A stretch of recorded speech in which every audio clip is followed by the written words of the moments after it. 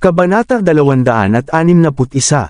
Leon, ang fashion ay panandalian lamang at mabilis itong lumilipas. Baka bago mo pa mapansin, wala na ito sa uso.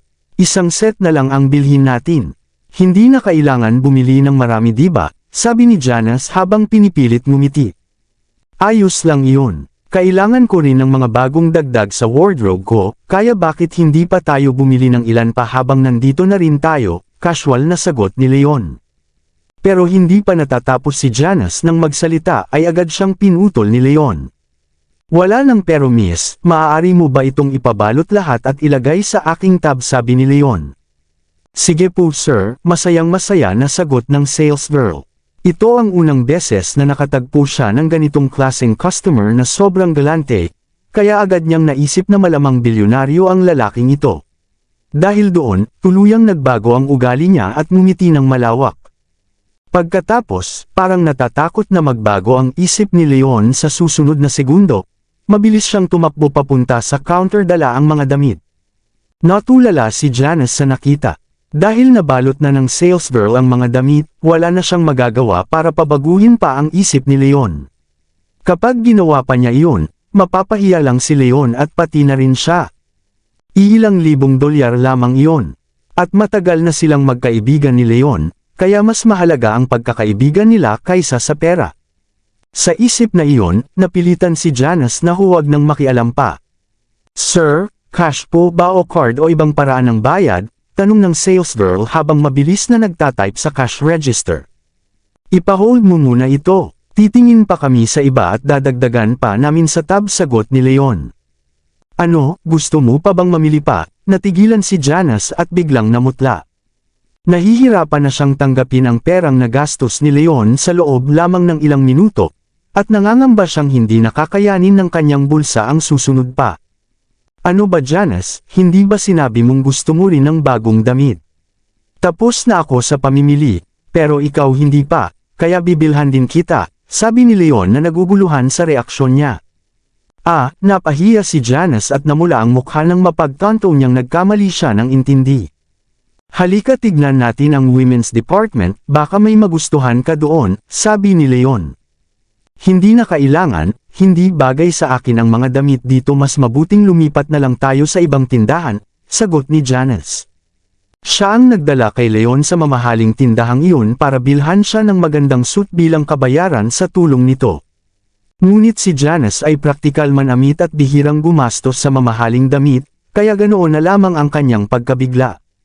Paano mo malalaman kung hindi mo pa tinitingnan? Tanong ni Leon na lalo pang naguluhan. Tama siya miss, bakit hindi kita ihatid sa women's department at subukan mo ang ilang damit kung wala kang magustuhan? Sabi ng sales girl na agad ring nagbago ng tono nang mapansin niyang maaaring bilyonaryo si Leon. Ayaw niyang mawala ang ganitong klase ng customer dahil malaki ang komisyon niya kung makakabili pa sila ng maraming item. Pero hindi makahanap si Janice ng anumang dahilan para tanggihan ang alok ng sales girl. Sige na, tingnan lang natin doon. Hinawakan ni Leon ang kamay niya at dinala siya papunta sa women's department. Nang makita na wala na siyang paraan para umiwas, napabuntong hininga si Janice at pumayag na rin. Nandito na rin naman sila, wala namang mawawala kung susubukan niya ang ilang damit. Kahit pa hindi kaya ng budget niya, pwede naman niyang hindi bilhin. Pumasok si Janice sa women's department dahil sa isip na iyon. Miss, ang mga paldang ito at damit ay mga bagong dating sa aming store. Sigurado akong babagay sa iyo ang eleganteng design nito, kaya pwede kang sumubok ng ilan dito, sabi ng sales girl habang itinuturo ang hanay ng mga mag-agarang damit sa harap niya. Nag-aalangan si Janice. Kahit alam niya na hindi mura ang mga damit na ito at malamang hindi kaya ng wallet niya ang presyo, babae pa rin siya at gusto pa rin niyang masubukan ang magagandang damit. Pwede ka bang kumuha ng ilang popular na piraso para makita namin? Tanong ni Leon. Siyempre po sir, sagot ng sales girl habang kumukuha ng ilang piraso. Janice, sa tingin ko babagay sa iyo ang mga ito. Bakit hindi mo sukatin? Sabi ni Leon habang nakangiti. Sige, sagot ni Janice kahit nag-aalangan pa rin siya, pero sinasabi niya sa sarili niya na wala namang masama kung susubukan lang niya ang mga damit. Kaya pumasok siya sa fitting room. Ilang minuto ang lumipas, lumabas siya suot ang iba't ibang outfit na pinili ng sales girl para sa kanya. Sanay na sa trabaho ang sales girl at maganda ang mata niya sa fashion. Lahat ng pinili niya ay bagay kay Janice at talagang bumagay sa kanyang pangangatawan. Miss, sobrang ganda mo, kaya kahit ano bagay sa iyo, hindi napigil ang sambitin ng sales girl. Kahit pinalalaki niya ito para sa benta, may katotohanan pa rin ang sinabi niya. Maganda si Janice at may payat na pangangatawan kaya kahit anong suot niya ay maganda sa kanya, parang supermodel siya sa mga mamahaling damit na iyon. Talaga ba, lumiwanag ang mukha ni Janice sa tuwa. Tulad ng iba, mahilig siya sa papuri. Siyempre naman, kung hindi ka naniniwala, tanungin mo ang boyfriend mo, sabi ng sales girl na nakangiti. Boyfriend, agad na natauhan si Janice at namula. Ka-schoolmate ko lang siya, hindi boyfriend. Ay, pasensya na, siguro nagkamali ako, sabi ng sales girl habang may makahulugang tingin. Nakikita niyang malapit sina Leon at Janice, at kahit itinanggi ni Janice na boyfriend niya si Leon, halata niyang isa ito sa mga humahanga sa kanya.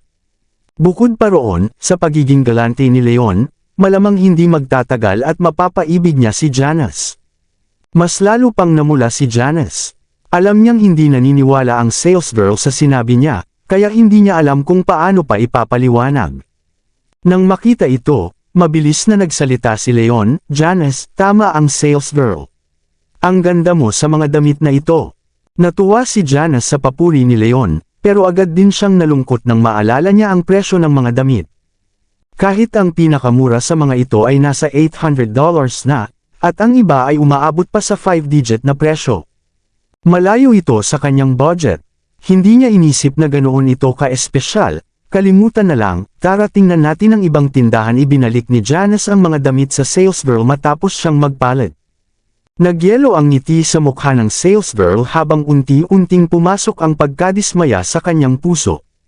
Inaasahan niyang may ilang damit na magugustuhan si Janice, pero naisip din niya na maganda si Janice kaya baka mas mapili ito pagdating sa fashion. Sa isip na iyon lumiwanag ang mukha ng sales girl at may naisip siyang ideya, at lumapit siya sa isang clothing rack sa kabilang bahagi ng lugar at sinabi niya, Miss, may napakagandang damit dito sa store. Ito ay gawa ng isa sa pinakasikat na fashion designer sa bansang ito. Ang kalidad nito ay napakahusay pagdating sa tela at disenyo at isa ito sa pinakamagagandang items na mayroon kami dito. Tumingin sina Leon at Janice sa direksyon niya at nakita nila ang isang eleganteng maikling damit na may tassel sa gilid at may pearl na strap sa balikat na kumikislap ang mga perlas sa ilaw ng tindahan na para bang hinihikayat si Janice na subukan ito. Napakagandang damit, hindi napigil ang sambitin ni Janice. Pakisubukan po ng kaibigan ko ang damit na ito, sabi ni Leon. Hindi karaniwang pinapahiram ang ganitong klaseng damit para lang subukan, pero dahil kilala si Leon bilang isang mabait at mapagbigay na customer, pumayag din ng sales girl matapos ang kaunting pag-aalinlangan. Ayos lang yan Leon, sabi ni Janice habang umiiling. Alam niya na isa ito sa pinakamahal na damit sa store at imposibleng kaya niya itong bilhin. Wala namang masama kung susubukan lang diba, sagot ni Leon na nakangiti.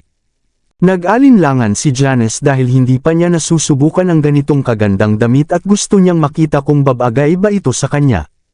Dahil dito kinuha niya ang damit at pumasok sa fitting room.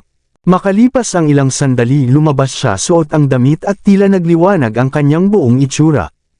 Para bang ginawa ang damit na iyon para sa kanya, damaloy ito ng maayos sa kanyang katawan at binigyang diin ang kanyang kagandahan ng hindi naglalantad ng sobra. Ang kulay ay bumagay sa kanyang balat at lalo siyang nagmukhang maliwanag sa ilalim ng ilaw. Napakaganda mo, hindi napigil ang sambitin ni Leon. Napansin ng mga customer sa tindahan si Janice at napahinto sila sa kanilang ginagawa upang tignan siya.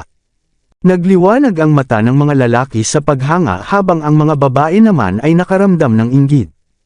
Maganda ba talaga tingnan sa akin Leon, sabi ni Janice. Oo, para sa iyo ang damit na ito, bilhin na natin, sagot ni Leon. Ano, napabulalas si Janice. Nakita niya ang presyo kanina sa fitting room at halos himatayan siya, halos $10,000 ang halaga nito. Hindi na ito usapin kung kaya ng wallet niya, kundi hindi niya talaga ito kayang bilhin.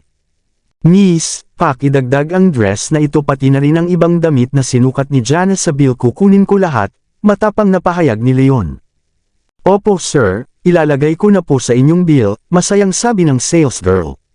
Masayang masaya ang sales girl at agad niyang nilagay ang mga damit sa paper bag habang sobrang laki ng ngiti niya na para bang paputok ang kanyang pisngi sa tuwa. Sandali miss, ayoko ng kahit alin dyan, mabilis na humarang si Janice. Janice, ang ganda mo sa mga damit na ito, bakit ayaw mo pa ang mga ito? Tanong ni Leon na nagtataka. Ako, nahihiya at hindi na niya maitago ang kanyang pagkahiya, wala akong ganoong kalaking pera, bulong niya. Walang pera. Biglang nagbago ang ekspresyon ng sales girl at nawala ang kulay ng kanyang mukha. Akala niya mayaman si Leon dahil sa sobrang galante nito kanina, pero ngayon parang napagtanto niyang niloloko lang siya ng dalawa. Sir, gusto niyo pa po ba ang mga damit na ito? Tanong ng sales girl habang pilit ang ngiti. Bilang isang maayos na sales attendant sa high-end fashion store, kahit galit siya hindi siya pwedeng magwala sa customer. Siyempre gusto namin yan, sagot ni Leon agad. Nababaliw ka na ba Leon? Ang mga damit na ito ay umaabot ng $10,000 lahat, hindi ko kayang bayaran yan, sigaw ni Janice. Hindi niya maintindihan kung bakit pinipilit pa rin ni Leon ang ganito. Huwag kang mag-alala, kaya kung bayaran yan miss, magbabayad ako gamit ang card, sabi ni Leon habang nakangiti at iniabot ang kanyang bank card sa sales girl. Nagliwanag ang mukha ng sales girl nang makilala niya ang credit card mula sa River City Bank. Ibig sabihin mayaman talaga si Leon at kaya niyang bayaran ang lahat. Kahit naguguluhan pa rin siya sa kilos ni Janice, pinili ng sales girl na huwag na lang pansinin ito at tinanggap ang card.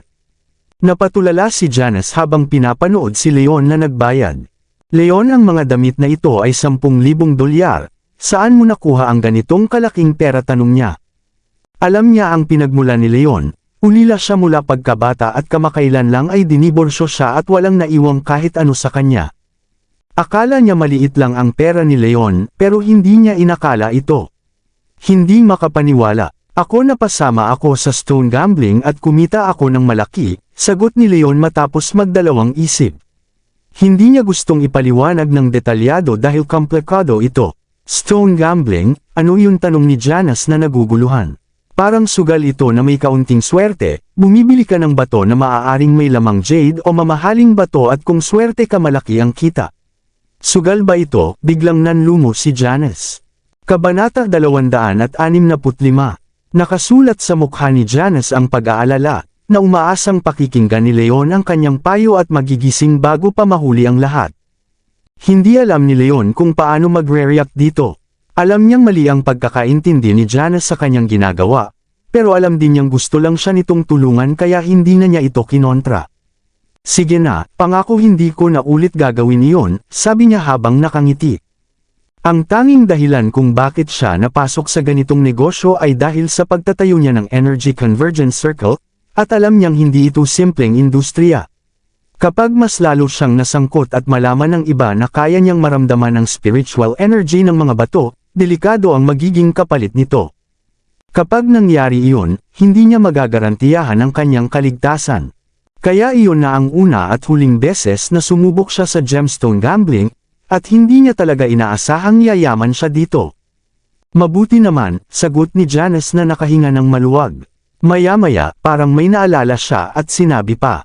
Kahit kumita ka, Leon, dapat gastusin mo ito sa bagay na mas may silbi tulad ng kotse o bahay. Wala ka pa noon kaya mas kailangan mo ang pera. Huwag mong gastusin sa mga bagay tulad ng damit. Huwag kang mag-alala, kaya ko namang kitain ulit ang pera, sagot ni Leon para panatag siya. Ngayong nangako na si Iris na bibigyan siya ng 10% ng annual bonus ng kumpanya, madali na para sa kanya ang kumita ng $4 hanggang $5 milyong kada taon. Kaya ang ilang libong dolyar na ginastos niya sa damit ay hindi na mahalaga. Paano mo nasasabi iyan? Hindi ka naman galing sa mayamang pamilya at mali na gumastos ka ng ilang libong dolyar ng ganito lang. Bakit hindi na lang natin ibalik ang mga damit ko? Ayokong gumastos ka ng ganito para sa akin, sabi ni Janice na nag-aalala. Hindi niya alam kung magkano talaga ang kinita ni Leon. Akala niya ilang daang libong dolyar lang ito, pero hindi niya alam na umabot pala ito sa $14 milyong. Gusto lang niya turuan si Leon na maging responsable sa pera dahil wala itong malinaw na plano sa buhay. Pero kung alam lang niya ang totoo, hindi siya magiging ganito. Nang makita niyang tatakbo si Janice pabalik sa counter para pigilan ang sales girl, mabilis siyang hinawakan ni Leon sa braso. Makinig ka, Janice. Lagi akong nagpapasalamat sa pag-aalaga mo sa akin noong college pa tayo, at magkaibigan tayo. Itinuturing ko itong damit na ito bilang thank you gift, at sana tanggapin mo. Masasaktan ako kung hindi mo tatanggapin. Pero masyadong mahal ito, hindi ko kayang tanggapin, sagot ni Janice, pero pinutol siya ni Leon. Wala nang mas mahalaga pa sa akin kaysa sa pagkakaibigan natin. Sinasabi mo bang hindi mo ako tinuring na kaibigan tulad nina Dominic at iba pa? Ano ba ang sinasabi mo? Kaibigan kita, sagot ni Janice na naiinis. Sige na, tapos na iyon. Tara na, hinila siya ni Leon palabas ng store kahit hindi pa siya sumasagot. Salamat, Leon, sabi ni Janice matapos silang makalabas ng tindahan habang napabuntong hininga. Kaibigan tayo, hindi mo na kailangang maging formal sa akin. Bukod pa roon, walang kasiguraduhan sa hinaharap. Huwag kang mag-alala. Kung kailangan mo ng tulong, lagi kitang tutulungan. Kahit pa kailangan kitang pakainin at damitan. Napatawa si Janice sa sinabi niya, pero pagkatapos ng ilang sandali ay na-realize niya kung paano yun pwedeng magmukhang mali ang kahulugan, kaya agad siyang namula sa hiya. Hindi naman yun masyadong pinansin ni Leon at sa halip ay itinuro niya ang isang cosmetic store na malapit sa kanila. Hindi ba gusto mong bumili ng makeup, Janice? Mukhang maganda yung store doon, tara tingnan natin, sabi ni Leon habang nakangiti. Sige, sagot ni Janice at sabay silang lumapit sa tindahan. Isa itong chain cosmetic store na nagbebenta ng mid hanggang high-end makeup products, nakabilang ang mga kilalang international brands na may skincare, perfume, at cosmeceutical products. Pumasok silang dalawa sa loob ng store. Sabado noon kaya puno ang buong tindahan ng tao at iilang sales assistant lang ang mukhang hirap na hirap sa dami ng customers. Ilang beses umikot sina Leon at Janice pero wala pa ring lumalapit na staff para mag-assist sa kanila. Matapos pa ang ilang minuto, nakakita sila ng isang sales girl na libre at lumapit sila dito. Hello, naghahanap ako ng foundation na may magandang moisturizing effect. May maire-recommende ka ba? Magalang na tanong ni Janice. Ang mga produkto ay may label naman at may presyo, tingnan nyo na lang kayo mismo. Bumalik kayo sa akin kapag nakapili na kayo, medyo inis na sagot ng sales girl dahil kalalabas lang niya mula sa maikling pahinga at pag-inom ng tubig. Bukod pa roon, iba-iba ang makeup depende sa skin tone kaya kailangan ng maayos na paliwanag. Dahil sa dami ng customers, wala siyang oras at pasensya para isa-isahin ito. Naintindihan naman yun nina Leon at Janice kaya hindi sila nagalit. Narinig ko maganda raw ang Elegante Group. Tingin ko doon na lang tayo, sabi ni Leon habang nakangiti. Bilang manufacturer ng Elegante Group, alam niya na kasing ganda nito ang maraming sikat na international brands kaya gusto niya itong irekomenda kay Janice. Ang products ng Elegante Group ay sikat na nitong mga nakaraang araw at halos ubos na. 2 o 3 set na lang ang natitira. Sumama kayo sa akin, sabi ng sales girl. Dinala sila sa display rack kung saan may 3 sets ng Elegante Group products. Isang set ay nagkakahalaga ng $1,700. Magbabayad ba kayo gamit ang card? Tanong ng sales girl. Ano? 1,700. Bakit ang mahal? Gulat na sabi ni Leon. Hindi naman mahal yan, maraming international brands na mas mahal pa para sa isang piraso lang, sagot ni Janice. Pero ang totoo, hindi siya nagtataka sa presyo kundi sa kung gaano kababa ang factory cost nito dahil alam niyang siya ang gumawa ng produkto ng Elegante Group at ang gastos sa paggawa ng bawat isa ay nasa $100 lang. Ayon sa kanyang kalkulasyon, ang huling suggested selling price ay nasa $1,000 lamang, o maaari pang mas mababa, pero ngayon ay ibinebenta ito ng store sa $1,700 kaya hindi niya maiwasang magulat. Ang tawag mo dyan mahal. Kalokohan, kung sobrang hirap ka at hindi mo kayang bumili ng kahit ano dito, huwag kang pumasok sa store na ito, mataray na sabi ng sales girl. Malinaw sa kanya na dapat lang bumili ang mga customer kung seryoso sila, at ngayon na nasayang ang oras niya ay lalo siyang nainis. Medyo nahihiya si Leon. May nasa $10 million pa siya sa bank account niya at para sa kanya, ilang libong dolyar ay hindi na malaking bagay. Nagulat lang talaga siya sa layo ng factory price at selling price at hindi niya maunawaan kung ano ang nangyayari. Alam niya na ang Elegante Group ay ibinibenta ang bawat set sa Wheat Group sa halagang $400 lamang, kaya ang tanging paliwanag niya ay sobrang tinaasan ng presyo ng Wheat Group. Kung totoo ito, masyadong greedy ang Wheat Group. Mahal ko, sikat na sikat ang Elegante Group ngayon dito sa lungsod. Pwede mo ba akong bilhan nito? Sabi ng isang babae sa kanyang boyfriend. Sige mahal, kahit ano para sa iyo, sagot ng lalaki. Biglang pumasok sa store ang isang young couple. Miss, gusto namin ng isang set ng Elegante Group skincare products, sabi ng lalaki sa sales girl. $1,700 per set. Cash o card? Sagot ng sales girl ng malamig. Ano, 1,700? Gulat na sabi ng babae. Noong nakaraang araw kasama ko ang best friend ko sa ibang mall, nasa $900 lang ang isang set, pero dito 1,700 na, sobrang overpriced yan. Nainis ang lalaki. Oo, pwede mong taasan ng konti ang presyo pero ito halos doble na, sobra na ito. Lalong nainis ang sales girl na kanina pa inis kay Leon at hindi na niya napigilan ang sarili. Kung wala kayong pera, lumabas kayo dito at humanap ng ibang store, mataray niyang sabi. Nakahanap na kami ng ibang store pero sold out na lahat. Kaya dito lang kami napunta dahil ito na lang ang may stock, sagot ng babae. Nahihiya siya sa kanyang freckles at narinig niya mula sa kaibigan na may produkto ng Elegante Group na nakakatulong mag-fade ng freckles kaya gusto niya itong subukan. Bahala kayo, take it or leave it. Sikat ang Elegante Group kaya mataas ang presyo at 3 sets na lang ang natitira, mataray na sabi ng sales girl. Ikaw, galit na ang couple pero wala silang magawa. Grabe, sabi ni Leon sa isip niya. Dahil $900 lang sa ibang store, ibig sabihin hindi naman pala ganito kataas ang presyo ng Wheat Group. Mukhang itong store lang talaga ang nag-overprice dahil alam nilang in-demand ang produkto. Sobrang sakam nito. Tama yan, take it or leave it. Biglang may sumingit na nangungutya mula sa likuran nila. Sabay na lumapit sina Brody at Marilyn sa kanila, habang nakapulupot ang braso niya sa baywang ng babae. Matagal na rin simula nang huling makita ni Leon si Marilyn, at sa unang tingin pa lang ay halata na nitong tumaba ito. Kahit nakasuot siya ng maluwag na damit para itago ang katawan niya, hindi maitatanggi na siya ay buntis na ng malaki. Mr. Sullivan, hindi ko alam na darating kayo, sabi ng sales girl habang biglang nagbago ang pakikitungo nito sa kanya. Narito ako para sa isang surprise inspection, sagot ni Brody na may yabang at kay abangan pa rin ang itsura.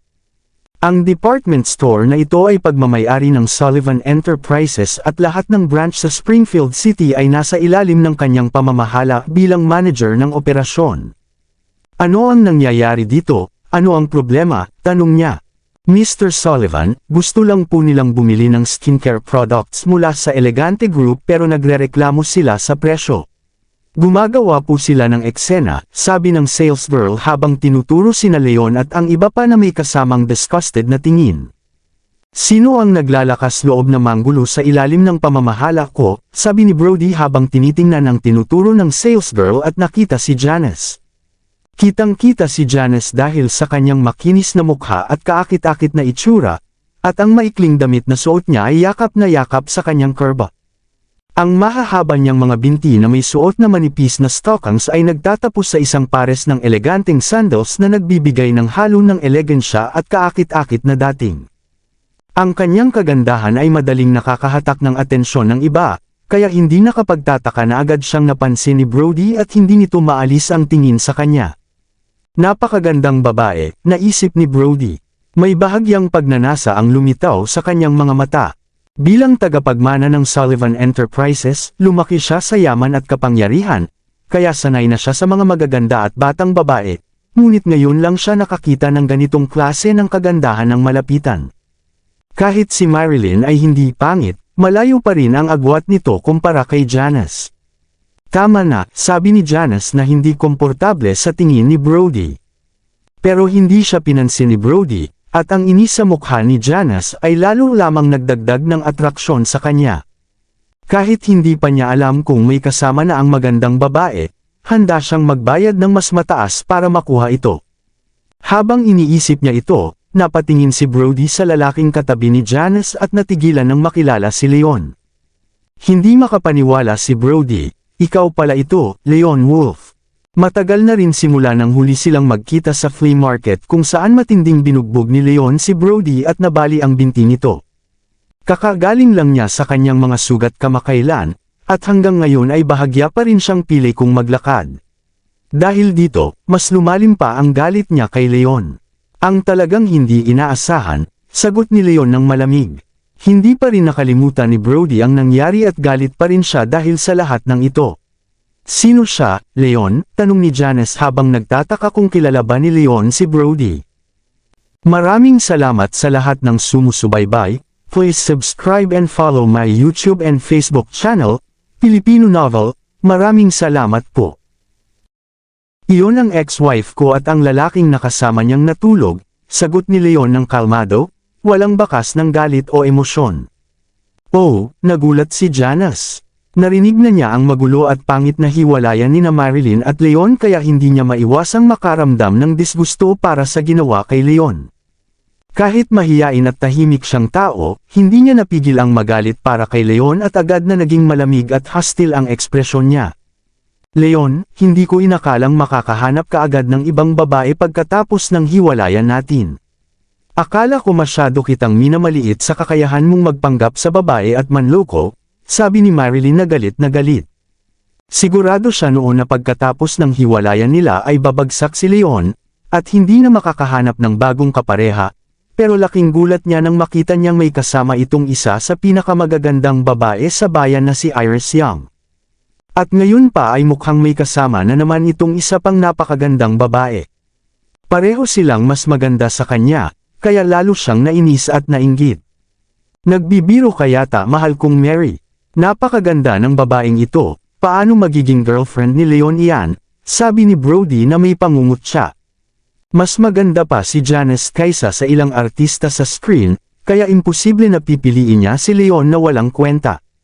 Tama ka, hindi kailanman magkakaroon ng girlfriend si Leon Wolf, sabi ni Marilyn at biglang gumaan ang pakiramdam niya. Sa isip niya, malamang ay kaibigan lang ni Leon si Janice at hindi talaga sila magkasintahan tulad ng iniisip nila. Ano ang sinasabi niyo na hindi ako pwedeng maging girlfriend ni Leon? Girlfriend niya ako, sabi ni Janice habang tinitigan sila ng masama.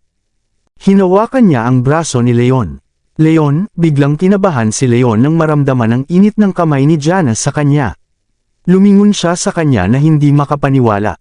Nang makita niyang commandant si Janice, naintindihan niya agad ang gusto nitong gawin. Salamat sa inyo na iniwan niyo si Leon para sa iba. Dahil kung hindi ko makikilala ang napakagwapo at maalagang lalaki na tulad niya, sabi niya kay Marilyn. Pagkatapos ay dahan-dahan niyang isinandal ang ulo sa balikat ni Leon bilang pang-asar. Imposible ito, sigaw ni Marilyn at Brody sa galit. Dahil inamin ni Janice na girlfriend siya ni Leon, wala nang dahilan para isipin nilang peke ito. Para kay Marilyn, okay lang sana kung pangkaraniwan lang ang bagong girlfriend ni Leon para madali niya itong maliitin, pero ang problema ay mas maganda pa si Janice kaysa sa kanya. Para itong sampal sa kanyang mukha. At si Brody naman, lalong nainis. Sigurado siyang mas superior siya kay Leon sa lahat ng aspeto, pero ngayon ay mas maganda pa ang girlfriend nito kaysa sa asawa niya. Hindi niya maiwasang makaramdam ng inis pati sa asawa niya. Huwag na natin sila pansinin, Janice. Tara na, Kabanata 270. Leon, habang nakapulupot pa rin ang braso niya sa baywang ni Janice, ay papatalikod na sana para umalis. Pagkatapos ng lahat, nakamove on na siya sa hiwalayan nila at tinulungan na rin siya ni Janice na maibalik ang kanyang dignidad sa harap ni Marilyn at Brody. Wala nang saysay pang magtagal sa sitwasyong iyon. Bumulong si Janice sa mahinang boses na halos dumampi sa kanyang tenga at nagdulot ng kiliti. Hindi pa tayo nakakabili ng kahit ano. Ang mga produkto dito ay masyadong mahal at hindi na natin kailangan bumili pa. Kung gusto mo ng produkto mula sa Elegante Group, kaya kung kumuha niyan para sa iyo. Bibigyan pa kita ng 2, sagot ni Leon habang nakangiti. Dahil siya mismo ang manufacturer ng Elegante Group, alam niyang kaya niyang pagandahin pa ang serum ng mga produkto bago ibigay kay Janice. Hindi, gusto ko ito. 1,700 lang ito. Miss, pakiabot sa akin ang isang set nito, sabi ni Janice. Alam niyang hindi siya dapat umurong. Ang halagang 1,700 ay hindi ganoon kalaki para sa kanya at kaya niya itong bayaran kung makakatulong ito para maibalik ang dignidad ni Leon sa harap ni na Marilyn. Napahinto si Leon sandali, at naintindihan niya na tinutulungan lang siya ni Janice kaya hindi na niya ito pinigilan. Para sa kanya, ang ganitong halaga ay walang halaga. Hindi yun sapat, tumaas na ang presyo at ngayon ay 17,000 na ang halaga, sabi ni Brody habang nakangisi. Hindi niya hahayaang makaalis si Leon na parang panalo. Napanganga si Janice sa gulat sa narinig na 17,000 at hindi niya maunawaan ang nangyayari. Itinaas ang presyo, 34,000, sabi ni Brody habang masayang itinataas ang 2 daliri. Napakakapal ng mukha mo Brody Sullivan, malamig na sabi ni Leon. Itinaas ulit $51,000, dagdag ni Brody habang hindi pinapansin si Leon. Nagalit si Leon at ramdam ang init ng kanyang emosyon ngunit pinipigil pa rin niya ang sarili. Nag-aalala si Janice at hinila ang braso ni Leon para umalis na lamang sila. Pero tumanggi si Leon at sinabi na hindi siya papayag na basta na lang ito matapos. Sinabi ni Brody na walang mangyayari kahit ano pa ang gawin nila dahil siya ang may control sa department store na ito. Pinakalma ni Leon si Janice at sinabing kahit pagmamay-ari ng Sullivan Enterprises ang tindahan na ito, hindi nila pagmamay-ari ang mismong mga produkto, lalo na ang Elegante Group. Sinabi rin niya na ire-report niya ang maling pagtaas ng presyo na nangyari sa branch na ito.